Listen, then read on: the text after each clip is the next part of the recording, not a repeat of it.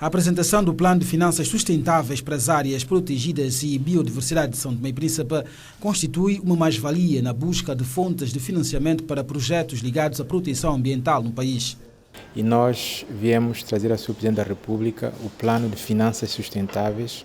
para as Áreas Protegidas e a Biodiversidade em São Tomé e Príncipe. Portanto, é um documento que nós fizemos produzir, que avalia o potencial de financiamento para a proteção das áreas protegidas em São Tomé e Príncipe e da biodiversidade, em que apresenta vários mecanismos de financiamento que permitem colmatar o déficit atual de financiamento para essas duas áreas, portanto, proteção dos parques naturais de São Tomé e Príncipe e da própria biodiversidade. Segundo o representante da BirdLife Internacional, o Presidente da República reconheceu a importância deste plano para o país. O Presidente da República percebeu da importância deste plano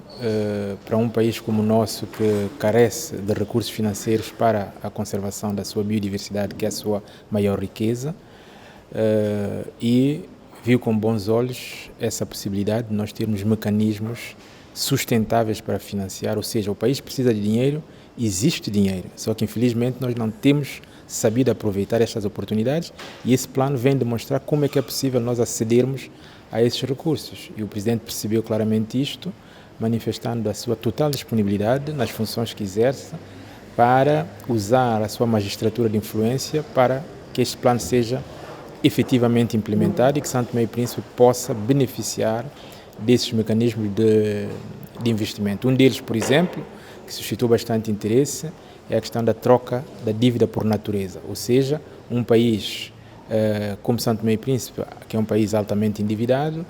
pode negociar com seus parceiros, seus credores e solicitar a redução ou anulação da dívida e, em troca, investir o valor perdoado, reduzido, na conservação da natureza. É algo que já aconteceu recentemente noutros países e São Tomé e Príncipe também pode beneficiar dessa oportunidade, que é um dos 8 mecanismos que nós identificamos para financiamento sustentável em São Tomé.